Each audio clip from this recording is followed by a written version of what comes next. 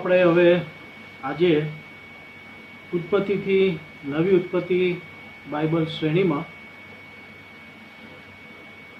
આપણે આગળ વધીએ. ઉત્પત્તિ 8 અને 20 હું વાંચીશ. અને નૂહે યહોવાને સારું એક વેદી બાંધ્યું ને સર્વ શુદ્ધ પશુઓમાંથી તથા સર્વ શુદ્ધ પક્ષીઓમાંથી કેટલાયકને લઈને વેદી ઉપર હોમ કર્યો. ઉત્પત્તિ 8 અને 20. ગઈ વખતે જે બાબત જોઈ કે વેદી એટલે શું. વેદી એક એ સ્થળ છે કે જ્યાં માણસ ઈશ્વરની મુલાકાત કરે છે. વેદી એ રીતે માણસ અને ઈશ્વર વચ્ચે મધ્યસ્થતા કરે છે. આટલા વર્ષોના ઇતિહાસમાં આપણે કદી પણ આવી પરિસ્થિતિ જોઈ નથી. 2020નું વર્ષ એના 6 મહિના પૂરા થયા. આપણે જુલાઈ મહિનાના પ્રવેશ્યા. જુલાઈ મહિનાનો આ પહેલો આપણો સોમવાર છે. પણ આપણે 2020ના જેવું વર્ષ એ આવું કદી આપણે પહેલા જોયું નથી. લગભગ આ 15 રવિવાર થઈ ગયા. 22 માર્ચથી આપણે પ્રભુ મંદિરમાં જવાનું બંધ થઈ ગયું અને ત્યારથી આ દેવળો કોરોના મહામારીમાં બંધ છે. અને આ પરિસ્થિતિ એક અભૂતપૂર્વ પરિસ્થિતિ છે. એટલે સમગ્ર વિશ્વની જે પરિસ્થિતિ છે, કોરોના મહામારી છે, જે કંઈ સઘળું બની રહ્યું છે, એ બધી બાબતો બહુ સૂચક છે. એટલે આ દિવસોમાં પ્રભુ આપણું ધ્યાન આ દિવસોમાં વેદી તરફ દોરી રહ્યા હોય એવું લાગે છે. અત્યાર સુધી આપણે દેવળોમાં આપણે મળતા હતા, પરંતુ હવે કુટુંબ તરીકે જ્યારે આપણે મળીએ છીએ અને ત્યારે વેદી એ આપણે વિશે ફરીથી આપણે વિચારવું રહ્યું. અને આપણે આપણા ઘરમાં એ જે વેદી, પ્રાર્થનાની વેદી, બલિદાનની વેદી, એ વેદી સંબંધી આપણે વિચારવું. તો વેદી માટે અંગ્રેજીમાં ઓલ્ટર શબ્દ છે, ઓલ્ટર. અને ઓલ્ટસ એટલે હાઈ પ્લેસ. એ હાઈ પ્લેસ જે છે એના પર આગળ વધવું. અને એટલે આ દિવસોમાં વેદી એટલે પ્રભુ આપણને એ હાઈ પ્લેસ, આત્મિક જીવનમાં ઊંચાઈ ઉપર લઈ જવા માંગે છે. આત્મિક ઊંચાઈ પર. વેદી એક એવી જગ્યા છે કે જે ઊંચાઈ પર છે. તમે જુઓ નિર્ગમન 20 અને 25 અને 26 બંને, એમાં પ્રભુ કહે છે કે જો તું મારે સારું પથ્થરની વેદી બાંધે તો તારે તે ઘડેલા પથ્થરની બાંધવી નહીં. કેમ કે જો તું તે પર તારું હથિયાર વાપરે તો તે તેને અશુદ્ધ કરી જાણજે. તેમજ તારે મારી વેદી ઉપર સીડીથી ચડવું નહીં, અથવા તો સીડીથી ન ચડવું. એનો અર્થ એવો કે વેદી એ ઊંચાઈ પર હશે. અને એટલા માટે પ્રભુ કહે છે કે એના ઉપર સીડીથી નહીં ચડવું. રખીને તારી તે ઉપર તારી નગ્નતા દેખાય. એટલે અહીંયા માણસ જ્યારે પાપ પછીથી માણસ જે પતિત અવસ્થામાં જે નીચે છે ત્યારે પ્રભુ એને ઉપર લાવવાની વાત કરે છે.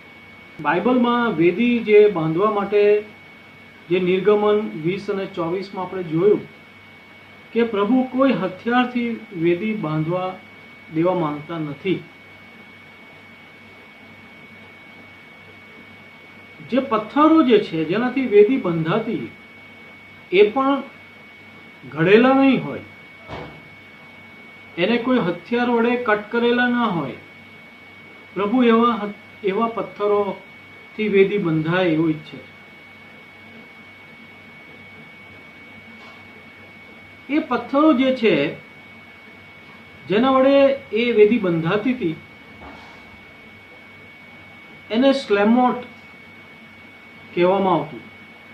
સ્લેમોટ એટલે એ પથ્થરો જે છે, સ્લેમોટ મૂળ જે શબ્દ છે એ શાલોમની સાથે સંકળાયેલો છે અને શાલોમનો અર્થ થાય છે શાંતિ।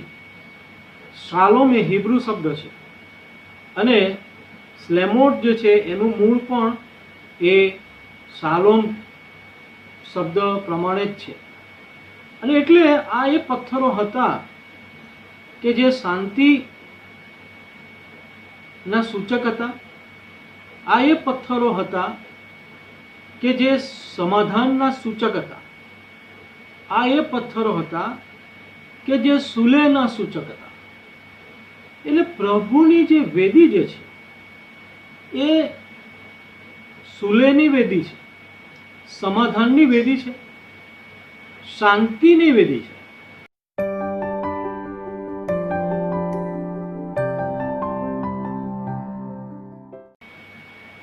એટલે કે માણસ જે પાપ પછીની જે પરિસ્થિતિમાં ઈશ્વર સાથેનો એનો જે સંબંધ તૂટ્યો છે, માણસ સાથેનો જે સંબંધ તૂટ્યો છે, હવે આ વેદી જ એવું સ્થળ છે કે જ્યાં માણસ પુનઃ એ શાંતિ અને એ સમાધાનમાં, એ સુલેહમાં એ આવી શકે।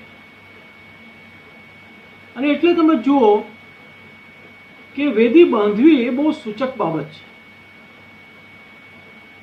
અને એટલે અહીંયા સમગ્ર બાઇબલ જ્યારે નૂહ વેદી બાંધે છે ત્યારે હવે પછી એક નવા અધ્યાયની શરૂઆત થાય છે। અત્યાર સુધી આપણે વેદી શબ્દનો ઉલ્લેખ જોયો નહોતો, પરંતુ હવે આપણે વેદીનો ઉલ્લેખ જોઈએ છે અને અહીંયા એક નવા યુગની શરૂઆત થાય છે।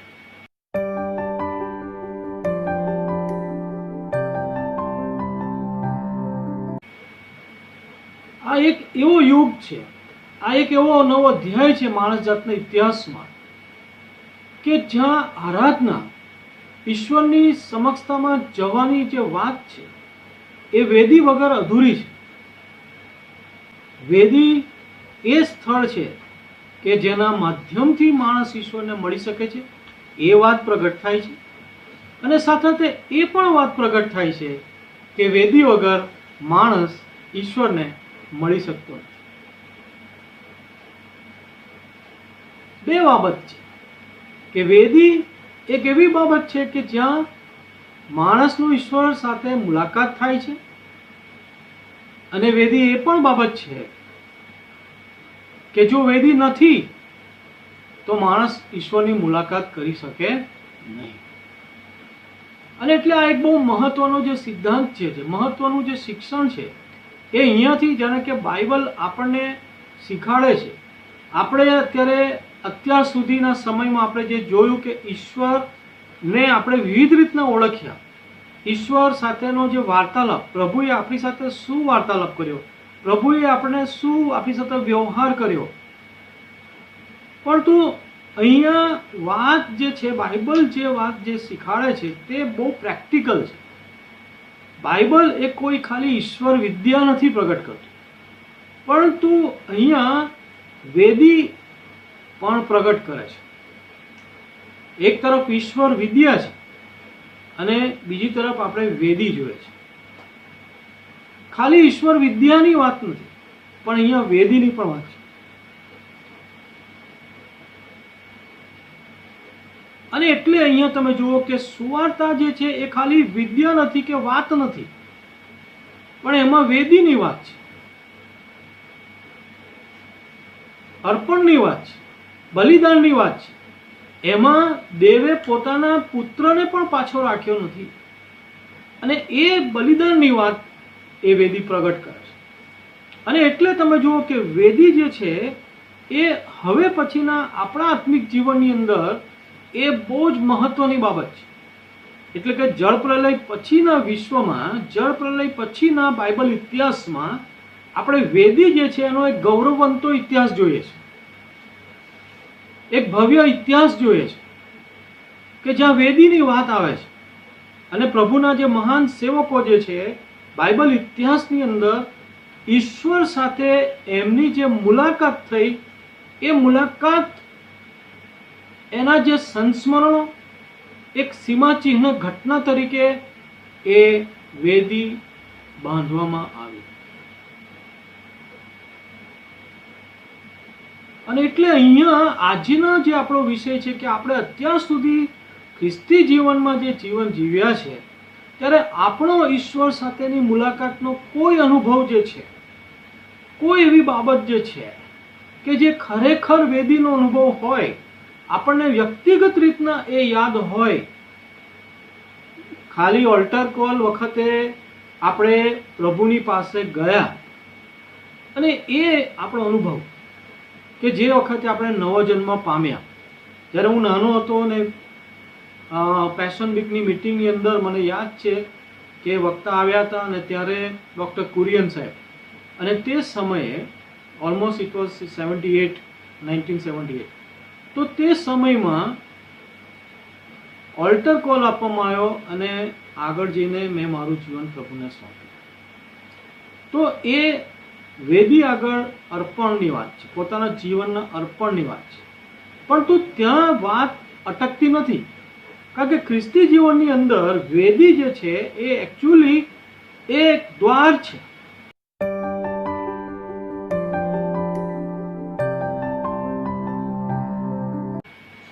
વેદીમાં આપણે પ્રભુની સમક્ષતામાં અથવા તો પ્રભુ તરફ સતત આગળ વધતા રહેવાની વાત છે, ઈશ્વર સાથેની મુલાકાત માટે. અને એટલા માટે વેદી એ બહુ જ મહત્વનું આપણા આત્મિક જીવનના માટે એ બહુ મહત્વની બાબત છે. અને સૌપ્રથમ વેદી એ ઈશ્વર સાથે સમાધાન અને સુલેહ. વેદી એ બીજાઓની સાથે સમાધાન અને સુલેહ, કારણ કે વેદીના જે એક એક પથ્થર જે છે એ શાંતિ, સુલેહ અને સમાધાનના પ્રતીક છે. માથી 5:23 જ્યારે આપણે વાંચીએ છીએ, પ્રભુ ઈસુ ખ્રિસ્ત કહે છે કે એ માટે જો તું તારું અર્પણ વેદી પાસે લાવે અને તને યાદ આવે કે તારા ભાઈને તારી વિરુદ્ધ કંઈ છે, તો ત્યાં વેદી આગળ તારું અર્પણ મૂકીને જા. પહેલા જઈને તારા ભાઈની સાથે સલાહ કર ને ત્યાર પછી અર્પણ ચડાવો. એટલે અહીંયા પ્રભુ ઈસુ ખ્રિસ્ત શું પ્રગટ કરે છે? વેદી જો ખરેખર સલાહ નથી, જો ખરેખર સમાધાન નથી અને ખરેખર જો જે કહેવાય કે શાંતિ નથી, તો પછી એ વેદી આગળ અર્પણ ચડાવવું અધૂરું છે. અને એટલા માટે આપણા ખ્રિસ્તી જીવનમાં પ્રભુ આજે આપણને પ્રભુ સાથેની વિશેષ મુલાકાતમાં વેદી આગળ પ્રભુ આપણને દોરવણી આપે છે, તેડું આપે છે.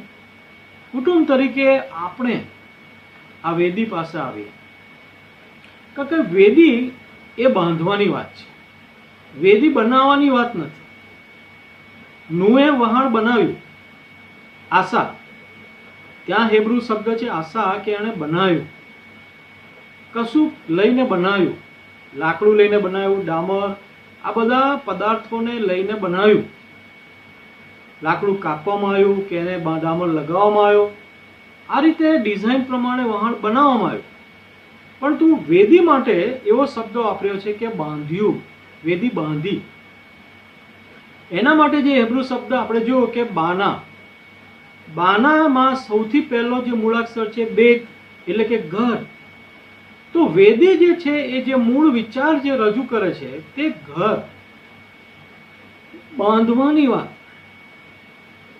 અને એટલે જ્યારે બાંધવાની વાત આવે છે ત્યારે આપણે જો વિચાર કરીએ કે બાંધવાનો ત્યારે જ શક્ય બને છે કે જ્યારે એક વસ્તુ બીજી વ્યક્તિ સાથે જોડાય છે, એક વસ્તુ બીજી વસ્તુ સાથે જોડાય છે, એક પથ્થર બીજા પથ્થર સાથે જોડાય છે, એક ઈંટ બીજા ઈંટ સાથે જોડાય છે, એ વ્યવસ્થિત રીતે જોડાય છે અને ત્યારે એ ઘર બને છે. અને પ્રભુ કંઈક આવી જ બાબત આપણને વેદી દ્વારા શીખવાડવા માંગે છે કે વેદી એ શું બતાવે છે. વેદી એ સમગ્ર ઈશ્વરનું જે દર્શન બતાવે છે કે કઈ રીતના ઈશ્વર માણસ સાથે સુલેહ કરવા માંગે છે, કઈ રીતે ઈશ્વર માણસ સાથે સમાધાન કરવા માંગે છે, અથવા તો કઈ રીતે માણસ ઈશ્વર સાથે સમાધાન કરી શકે અને કઈ રીતે માણસ ઈશ્વર સાથે સુલેહ કરી શકે. અને એટલે તમે જુઓ કે પ્રભુ ઈસુ ખ્રિસ્ત કહે છે કે આ ખડક પર હું મારી મંડળી બાંધીશ. અહીંયા પ્રભુ ઈસુ ખ્રિસ્ત જે મંડળી જે છે એ બાંધવાની વાત કરે છે. એટલે બાંધવું એટલે શું? ફરીથી એ જ વાત છે કે જોડવું. બાંધવું એટલે બનાવવું નહીં, પણ અહીંયા જોડવાની વાત છે. અને એટલે તમે જુઓ કે એફએસી નો પત્ર એનું 2 અધ્યાય એમાં આપણે જોઈએ છે કે ખરેખર પ્રભુ કેવી રીતે બાંધે છે. પ્રભુ કેવી રીતે બાંધે છે તો અહીંયા તમે જુઓ કે એક આત્માને પ્રભુ બીજા આત્માની સાથે જોડે છે. અને એ રીતના તમે જુઓ કે છે કે પ્રેરિતો તથા પ્રબોધકોના પાયા પર તમે બંધાયેલા છો. એફએસી નો 2 અધ્યાય, એફએસી નો પત્ર એનો 2 અધ્યાય અને 20મી કલમથી 21મી કલમ. પ્રેરિતો તથા પ્રબોધકોના પાયા ઉપર તમે બંધાયેલા છો. ઈસુ ખ્રિસ્ત પોતે તો ખૂણાનો મુખ્ય પથ્થર છે. તેનામાં દરેક બાંધણી એકબીજાની સાથે યોગ્ય રીતે જોડાઈને પ્રભુમાં વધતા વધતા પવિત્ર મંદિર બને છે. આ જે પવિત્ર મંદિર બાંધવાની જે વાત છે એ એકચ્યુઅલી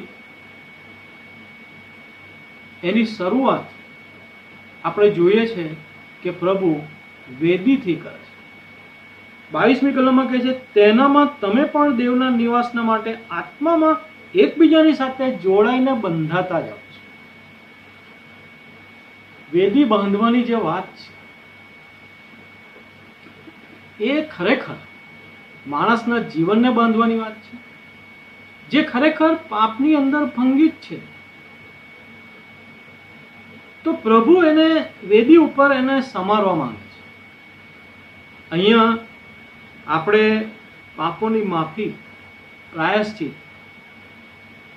પસ્તાવો, પાપોની કબૂલાત એ દ્વારા વેદી ઉપર અહીંયા પ્રભુ એ ઉકેલ આપણને બતાવે છે. અને એટલે તમે જુઓ કે ખાલી એકમાત્ર બાઇબલની અંદર આપણી સમક્ષ પ્રભુએ આ એક મહાન દર્શન આપણી સમક્ષ મૂક્યું છે. અને એ રીતે પ્રભુ કુટુંબને બી બાંધે છે, એ રીતે પ્રભુ મંડળીને પણ બાંધે છે. એકબીજાની સાથે આત્મિક રીતે આપણને જોડે છે. તમે દેવના નિવાસના માટે આત્મામાં એકબીજાની સાથે જોડાઈને બંધાતા જાઓ. અને એટલે તમે જુઓ કે અહીંયા વેદી બાંધવાની વાત છે અને હું એક નવા યુગની, એક નવા અધ્યાયની શરૂઆત કરે છે. અને એટલે આ દિવસોમાં ખરેખર પ્રભુ આપણને એક પડકાર આપી રહ્યા છે. કારણ કે સમય બદલાઈ ગયો એકદમ. અત્યાર સુધી આપણે દેવળોમાં જતા હતા ને મળતા હતા. ભવિષ્યમાં હવે અત્યારે ઓલમોસ્ટ ક્યારથી જઈ શકીશું એ અનિશ્ચિત છે. પરંતુ તેમ છતાં અત્યારે આ દિવસોમાં પ્રભુ આપણને આપણું ધ્યાન એ વેદી તરફ દોરી રહ્યા છે. અને એ વેદી દ્વારા પ્રભુ એમનું જે દર્શન જે છે, મંડળી બાંધવાનું જે મૂળ દર્શન છે, મંદિર બાંધવાનું જે મૂળ દર્શન છે, એ મંદિર કે જે હું ને તમે જીવતા દેવનું મંદિર છે, એ ભૂલી ના જવાય. અને એ મંદિર વેદી વગર શક્ય નથી. પહેલા વેદી બાંધવી જરૂરી છે. એ વેદી કે જ્યાં આપણા પાપ જે છે એનું પ્રાયશ્ચિત થાય. તમે જુઓ કે નૂહે આપણે 8મો અધ્યાય અને એની જે 20મી કલમ એમાં જોઈએ છે કે વેદી બાંધી અને સર્વ શુદ્ધ પશુઓમાંથી ને પક્ષીઓમાંથી શુદ્ધ પક્ષીઓમાંથી કેટલાકને લઈને વેદી ઉપર હોમ કર્યો. કારણ કે વેદી જે છે એ ખાલી નથી, એ ખાલી પથ્થરોની નથી, પરંતુ એની ઉપર આપણે બલિદાન, એની પર બલિદાન આપવું પડે.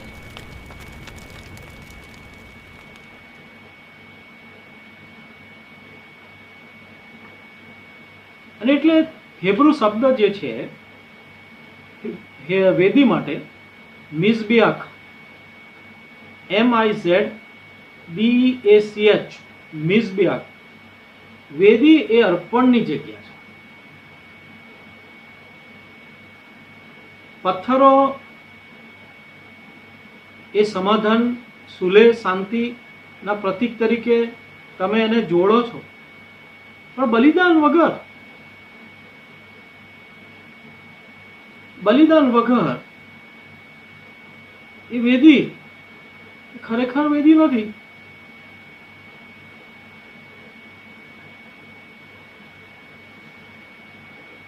અને એટલે પ્રભુ અહીંયા આજે આપણને જે આપણી વેદી છે એ વેદી ઉપર આપણને પ્રભુ એ બલિદાન તપાસવાની વાત કરે છે. તમે જુઓ કે અહીંયા જે શબ્દ વાપર્યો છે હોમ કર્યો, નૂહે એ બલિદાન આપ્યું અને હોમ કરે એટલે કે અર્પણ આપ્યું, બલિદાન આપ્યું, ઓફર કર્યું.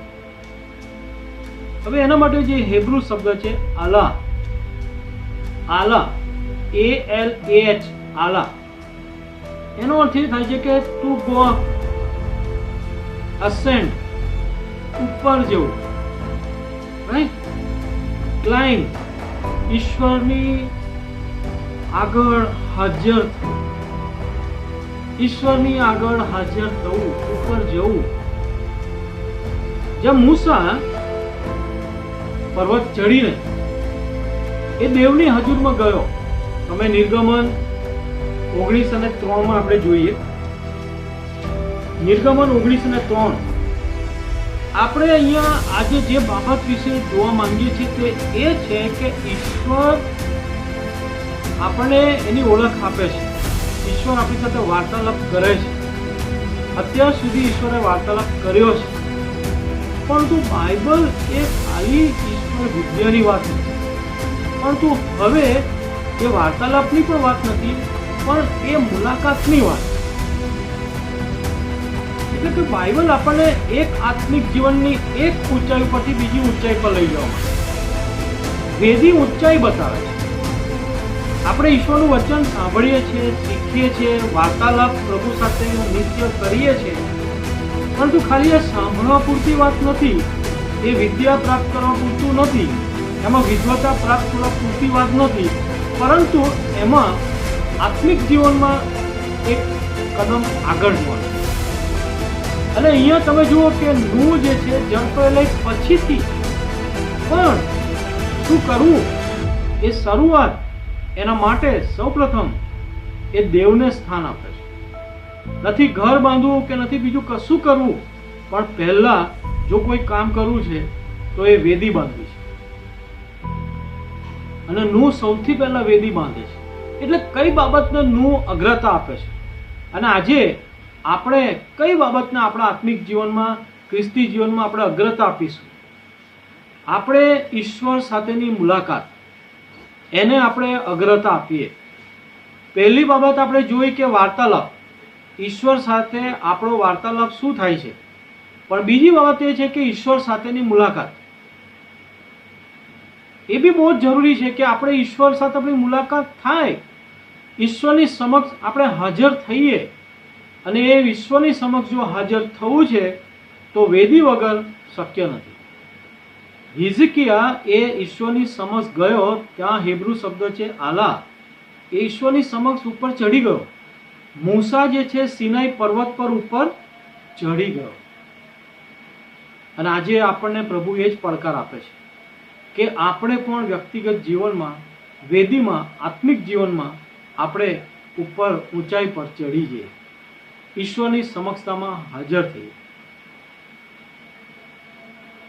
અને બીજો એક દાખલો જે છે એ બીજો રાજા 20મો અધ્યાય 5મી કલમ, એમાં પણ હિઝકિયા રાજા જ્યારે માંદો પડે છે અને પ્રબોધક આવીને કહે છે ને યશાયા કે હવે તું મરી જઈશ અને તું તારા ઘરનો બંદોબસ્ત કર. આ બાજુ જ્યારે પ્રબોધક આટલું કહીને નીકળે છે ને હિઝકિયા રાજા એ ભીત તરફ પોતાનું માથું ફેરવીને એ રડે છે અને બહુ રડ્યો એવું કહે છે. અને એણે પ્રાર્થના કરી, કાલાવાલા કર્યા, પ્રભુને એણે કાલાવાલા કર્યા. અને અહીંયા એક બહુ જ મહત્વની બાબત હું અહીંયા કહેવા જઈ રહ્યો છું કે વેદી ખરેખર શું છે એ હિઝકિયા રાજાના જીવનમાંથી આપણને શીખવા મળે છે. હિઝકિયા રાજા કહે છે કે એ પોતે બહુ રડ્યો અને ત્યારે યશાયા પ્રબોધક અધવચ્ચેથી પાછો આવે છે, કારણ કે ઈશ્વરનું વચન ફરીથી એને મળે છે. અને એને કહે છે કે હવે જઈને તું પાછો જઈને આ સંદેશો કે. અને આ પ્રબોધક પાછો આવે છે અને હિઝકિયાને કહે છે કે તારા પિતા દાઉદનો દેવ યહોવા એમ કહે છે કે મેં તારી પ્રાર્થના સાંભળી છે. આ વેદી આગળ જે આંસુ સહિત, કાલાવાલા સહિતની જે પ્રાર્થના છે એ મેં સાંભળી છે. પ્રભુ કહે છે કે તારા આંસુ મેં જોયા છે, જો હું તને સાજો કરીશ અને તું ત્રીજા દિવસે યહોવાના મંદિરમાં ચડી જશે. આ વેદીની વાત છે, આ આત્મિક ઉચ્ચાઈની વાત છે કે જેના ઉપર આપણે દિન પ્રતિદિન આત્મિક રીતે ઊંચાઈમાં આપણે ચડતા જવાનું છે. પરંતુ બલિદાન વગર, આંસુ સહિતની પ્રાર્થના વગર એ શક્ય નથી. અને એટલે જે હોમ કર્યો, એ જે બલિદાન વેદી પર આપવામાં આવ્યું, નૂહે આપ્યું, આજે આપણને પણ એ જ પડકાર છે કે આ વિકટ પરિસ્થિતિની અંદર, કોરોના મહામારી અને આ બધી પરિસ્થિતિની અંદર વિપરીત સંજોગોમાં વેદી બાંધવાની છે. અને એટલે પ્રભુ આપણા દરેકની સહાયતા કરે. અને ઘણી બધી કફોડી પરિસ્થિતિ છે, આવશે હજુ ખરાબ સમય, ત્યારે એ સમય પહેલાં પ્રભુ આપણા દરેકને વ્યક્તિગત રીતે આ પડકાર આપે છે કે આપણે હવે આપણી જે વેદી જે છે એને જીવંત કરીએ, ભંગિત થયેલી હોય તો એને સમારીએ અને પ્રભુ તરફ આપણે પાછા.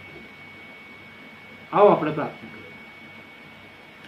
જીવંત પ્રભુ, અમે અત્યારે તમારો આભાર માનીએ છીએ કે પ્રભુ તમે આજે આત્મિક જીવનમાં અમને વિશેષ દોરણી આપી, કૃપા આપી. પ્રભુ તમે અમારી સાથે વાર્તાલાપ કર્યો, અમે પ્રભુ તમારા વચનો શીખ્યા. તમે કોણ છો પ્રભુ, તમે કેવા છો, એ બધું અમે તમારા વચનોમાંથી શીખ્યા. તમારો આભાર માનીએ છીએ કે તમે અમારી સાથે વાર્તાલાપ કર્યો છે. પરંતુ પ્રભુ અમારા તમારી સાથેનો આત્મિક સંબંધ, પ્રભુ અમે એક જગ્યાએ જ ન રહીએ પણ એમાં આત્મિક રીતે ઊંચાઈ પર જઈએ. અને એટલે તમે અમને વેદી પાસે લાવ્યા કે જેથી પ્રભુ અમે વેદી જે ઊંચાઈ પર છે ત્યારે પ્રભુ અમે આત્મિક જીવનમાં બી એ ઊંચાઈ પર ચડીએ. અને અમે પ્રભુ નૂહના જેમ વેદી બાંધનારા, એના પર બલિદાન આપનારા, અને એ દ્વારા પ્રભુ એક નવા યુગની શરૂઆત કરનારા પ્રભુ અમે બનીએ એવી અમારી સહાયતા કરો.